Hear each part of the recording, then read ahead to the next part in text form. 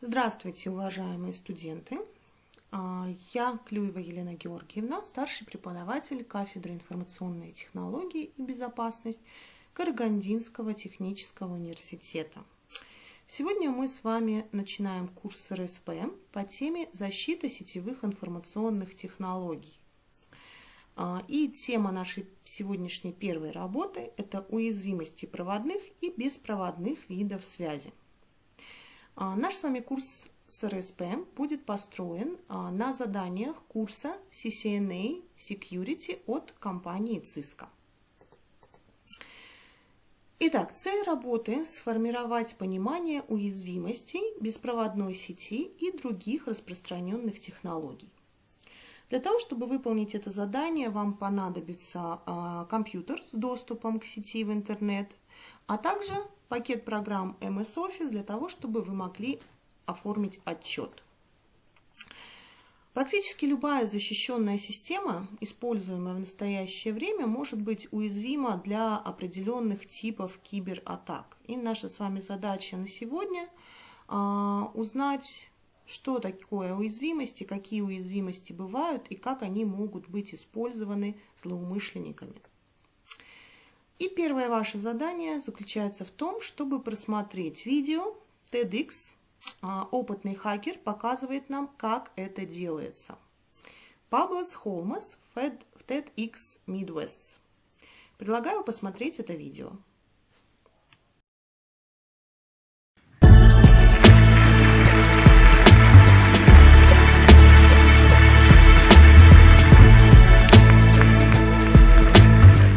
So this is a hotel room, kind of like the one I'm staying in. I get bored sometimes. A room like this has not a lot to offer for entertainment, but for a hacker, it gets a little interesting because that television is not like the television in your home. It's a node on a network, right? That means I can mess with it. If I plug a little device like this into my computer, it's an infrared transceiver. I can send the codes that the TV remote might send, and some other codes. So what? Well, I can watch movies for free. That doesn't matter to me so much, but I can play video games too. Hey, but what's this? I can not only do this for my TV in my hotel room, I can control your TV in your hotel room. So I can watch you if you're checking out with one of these, TV-based registration things. If you're surfing the web on your hotel TV, I can watch you do it. Sometimes you see interesting stuff. Funds transfer, really big funds transfers. You never know what people might want to do while they're surfing the web from their hotel room. But the point is, I get to decide if you're watching Disney or porn tonight. Anybody else staying at the Affinia Hotel? All right. This is a project I worked on when we were trying to figure out the security properties of wireless networks. It's called the HackerBot. This is a robot we built that can drive around and find Wi-Fi users, drive up to them, and show them their passwords on the screen. We just wanted to build a robot, but we didn't know what to make it do, so we made the pistol version of the same thing. This is called the Sniper Yagi. It's for your long-range password sniffing action. About a mile away, I can watch your wireless network.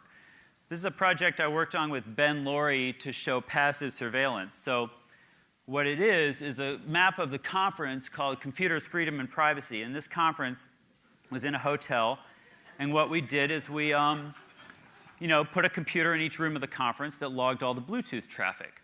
So as everybody came and went with their phones and laptops, we were able to just log that, correlate it, and then I can print out a map like this for everybody at the conference.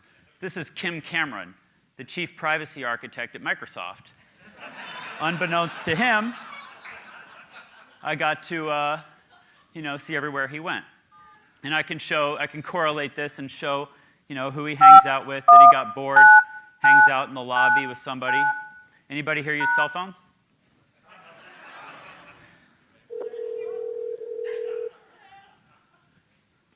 So my phone is calling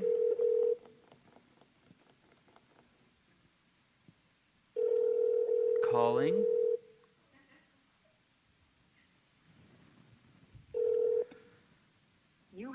One unheard message. Uh-oh.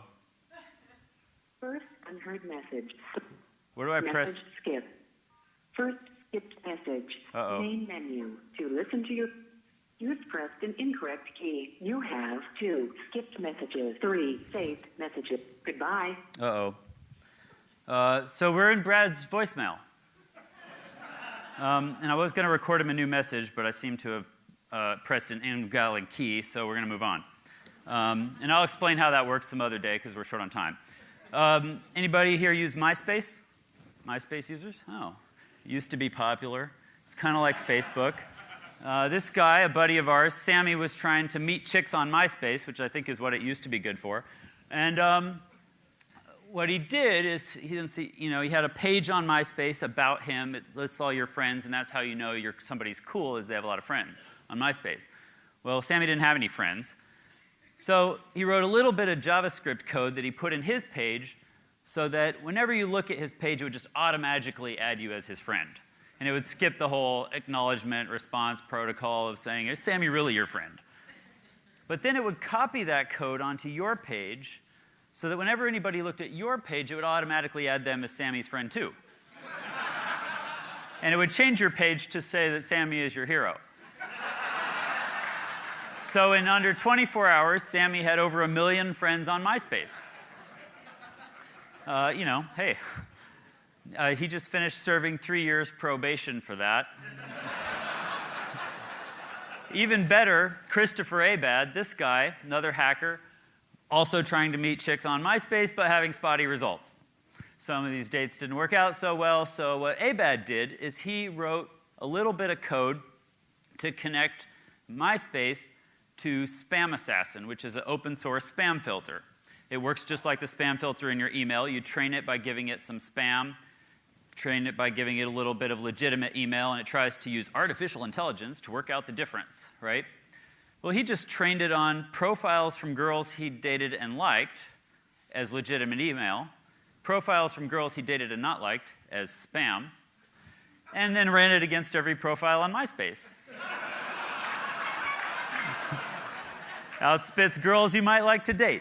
I think, what I say about Abad is I think there's like 3 startups here. I don't know why we need Match.com when we can have spam dating. This is innovation.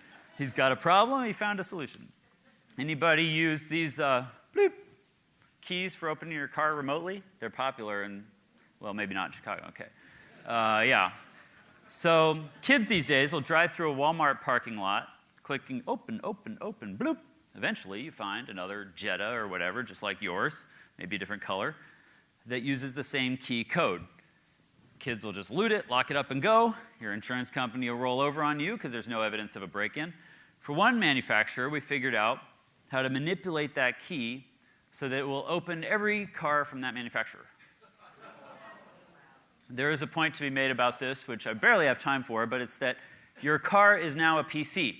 Your phone is also a PC. Your toaster, if it is not a PC, soon will be, right? And I'm not joking about that. And the point of that is that when that happens, you inherit all the security properties and problems of PCs. And we have a lot of them. So keep that in mind, and we can talk more about that later. Anybody use a lock like this on your front door? Okay, good. I do too. This is a Schlage lock. It's on half of the front doors in America. I brought one to show you. So this is my Schlage lock. This is a key that fits the lock but isn't cut right, so it won't turn it. Anybody here ever try to pick locks with tools like this? All right, got a few nefarious lock pickers. Well, it's for kids with OCD. You've got to put them in there and finick with them and spend hours getting the finesse down to manipulate the pins. For the ADD kids in the house, there's an easier way. I put my little magic key in here. I put a little pressure on there to turn it. Smack it a few times with this special mallet, and I just pick the lock. We're in. It's easy. And in fact, I don't really know much more about this than you do. It's really, really easy. I have a keychain I made of the same kind of key for every other lock in America. And if you're interested, I bought a key machine so that I could cut these keys, and I made some for all of you guys. So My gift to you, come afterwards and I will show you how to pick a lock and give you one of these keys you can take home and try on your door. Anybody use these USB thumb drives? Yeah, print my Word document. Yeah, they're very popular. Mine works kind of like yours. You can print my Word document for me. But while you're doing that, invisibly and magically in the background, it's just making a handy backup of your My Documents folder and your browser history and cookies and your registry and password database and all the things that you might need someday if you have a problem. So we just like to make these things and litter them around at conferences. Anybody here use credit cards? Oh, good. Yeah, so they're popular and wildly secure. Well, there's new credit cards that you might have gotten in the mail with a letter explaining how it's your new secure credit card. Anybody get one of these? You know it's secure because it has a chip in it, an RFID tag, and you can use these in taxi cabs and at Starbucks. I brought one to show you by just touching the reader. Anybody seen these before? Okay. Who's got one? Bring it on up here. There's a prize in it for you. I just want to show you some things we learned about them. I got this credit card in the mail. I really do need some volunteers. In fact, I need 1, 2, 3, 4, 5 volunteers because the winners are going to get these awesome stainless steel wallets that protect you against the problem that you guessed I'm about to demonstrate. Bring your credit card up here and I'll show you. I want to try it on one of these awesome new credit cards. Okay. So somebody do we have like a conference organizer, somebody who can coerce people into cooperating? It's by your own volition because, okay, so this is where the demo gets really awesome. I know you guys have never seen. What's that? They're really cool wallets made of stainless steel. Okay. Anybody else seen code on screen at TED before? Yeah, this is pretty awesome. Okay. Okay, great, I got volunteers. So who has one of these exciting credit cards? Okay, here we go. I'm about to show your credit card number only to 350 close friends. Hear the beep? That means someone's hacking your credit card. Okay, what did we get? Valued customer and the credit card number and expiration date. It turns out your secure new credit card is not totally secure. Anybody else want to try yours while we're here? Can you install overdraft protection? Beep. Let's see what we got. So we bitched about this, and Amex changed it so that it doesn't show the name anymore, which is progress. You can see mine, if it shows it. Yeah, it shows my name on it, or that's what my mom calls me anyway. Oh, yours doesn't have it. Okay. Anyway, so next time you get something in the mail that says it's secure, send it to me. Oh, wait, one of these is empty. Hold on.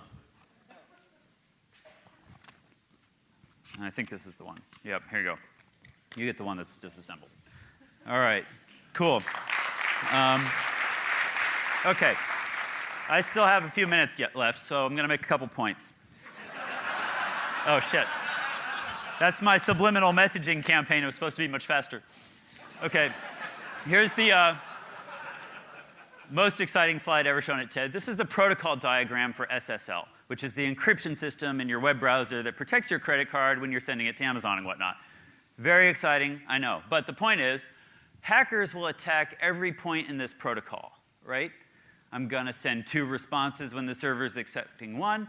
I'm going to send a 0 and it's expecting a 1. I'm going to send twice as much data as it's expecting. I'm going to take twice as long answering as it's expecting. I'm going to just try a bunch of stuff, see where it breaks, see what falls in my lap. When I find a hole like that, then I can start looking for an exploit, right? This is a little more what SSL looks like to hackers. That's really boring. This guy kills 1 million Africans a year. It's an Anopheles stephensi mosquito carrying malaria. Is this the wrong talk? This is a protocol diagram for malaria. So what we're doing in our lab is attacking this protocol at every point we can find. Right? It has a very complex life cycle that I won't go into now, but it spends some time in humans, some time in mosquitoes. And what I need are hackers, because hackers have a mind that's optimized for discovery. They have a mind that's optimized for figuring out what's possible. You know, I often illustrate this by saying, if you get some random new gadget and show it to your mom, she might say, well, what does this do? And you'd say, Mom, it's a phone. And instantly, she would know exactly what it's for. But with a hacker, the question is different. The question is, what can I make this do? And I'm going to take all the screws out and take the back off and break it into a lot of little pieces.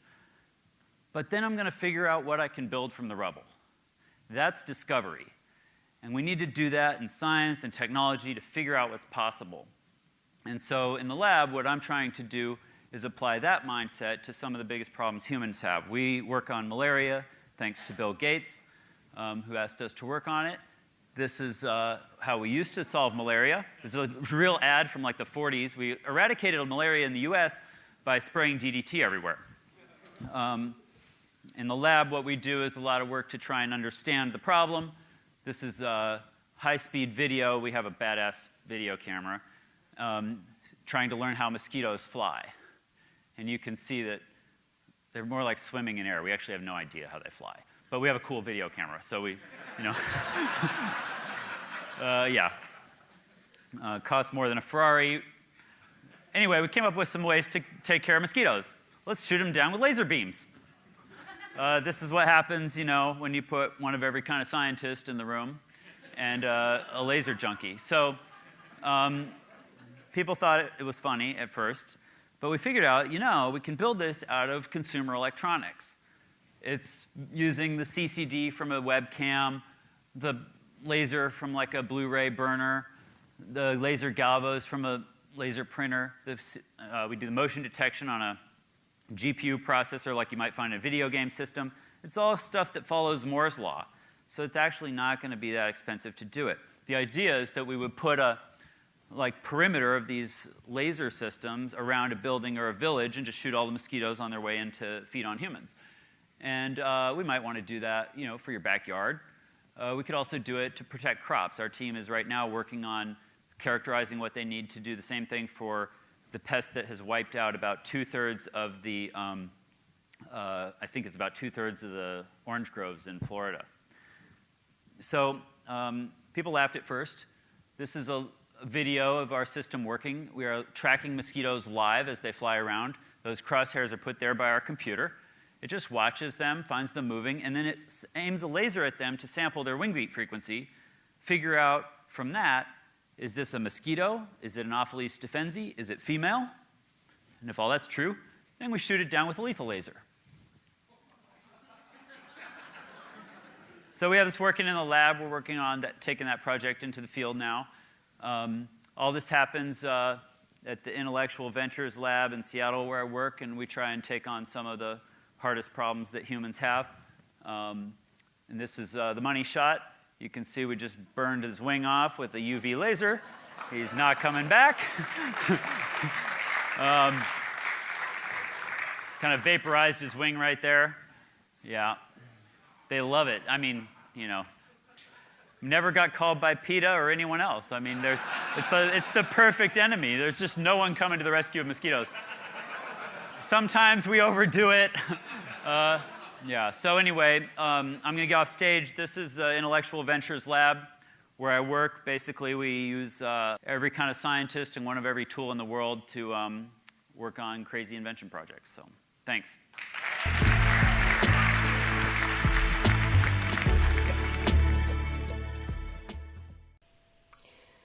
Итак, мы с вами просмотрели видео. Теперь я предлагаю вам выполнить следующее задание. В видеоролике господин Холман рассматривает различные уязвимости систем безопасности, которые обычно считаются защищенными. Тем не менее, как он показывает в своей презентации, они все уязвимы до атак. Ваше задание – это выбрать один из видов взлома, который рассматривает господин Холман в видеоролике, и с помощью предпочтительной поисковой системы найти дополнительную информацию об этом методе. Это ваша первая часть задания. Далее, применительно к методу взлома, выбранному на предыдущем шаге, вам необходимо ответить на следующие вопросы, которые мы с вами рассмотрим на следующих слайдах. Будьте готовы к тому, что результаты вашей работы мы будем обсуждать в группах. Итак, вопросы к работе. Какая уязвимость была использована? Какую информацию и данные может получить хакер, используя эту уязвимость? Как выполняется такой взлом? Чем именно вас заинтересовал этот конкретный способ взлома? Как можно предотвратить этот конкретный способ взлома? Задача СРСП заключается в выполнении приведенных заданий и защите своей работы перед аудиторией, соответственно, с обсуждениями внутри группы. Содержание отчета, который должен быть предоставлен, это наименование, цель и задания к СРСП, а также результаты выполненных заданий. При выполнении заданий вам будет полезно использовать учебные материалы Курска ЦИСКа TCNA Security, а также учебник Олифер «Компьютерные сети. Принципы, технологии и протоколы». А теперь приступаем к выполнению работы.